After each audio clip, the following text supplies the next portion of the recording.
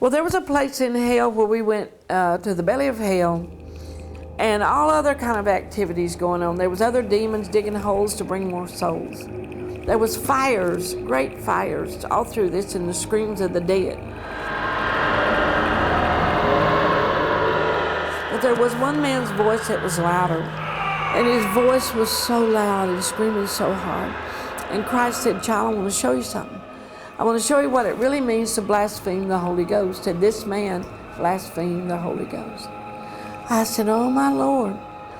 And so he took me over and he elevated me up in the air, guys, and there was this coffin. It was open at the top. It was an old wooden coffin, old-timey coffin, and there was a skeleton on his back with real blood on his hands. And you were talking about the demons. They were 12 of them marching around the coffin with little slats with spears.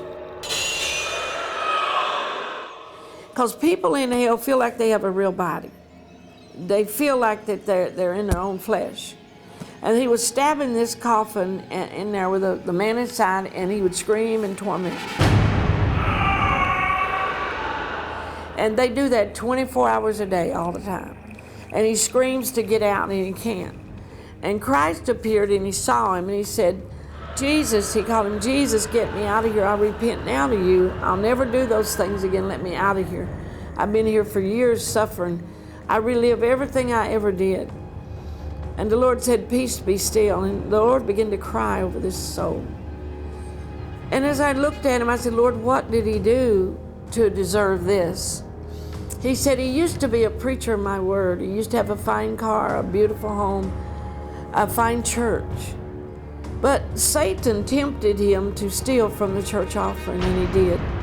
Then he tempted him a year later to do something else in the church wrong, and he did. And he had the Holy Spirit. And he said the Holy Spirit began to talk to him and tell him, don't do these things, but he wouldn't listen. And as time went on, his heart was hardened. And he used to preach the true gospel, and he began to compromise my word. And see, Jesus said this man had tasted my gifts, he had healed the sick, he'd done many great things in my name, he had preached the word in my name, and he was full of the Holy Spirit. But the Holy Spirit departed from him because of the devil entering into his heart, and he allowed it. And the day come when the Holy Ghost left him, that the devil entered in his heart, and he began to change.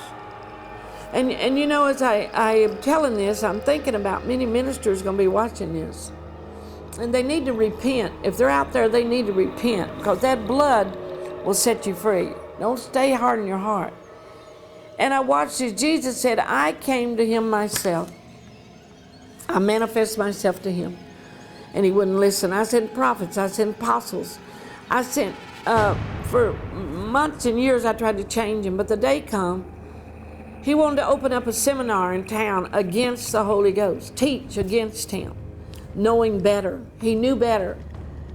And he said what happened, he was killed in a car wreck when he left the church. And this is where he is. And he said, there's absolutely nothing I can do about it. And we just left there crying. I did too.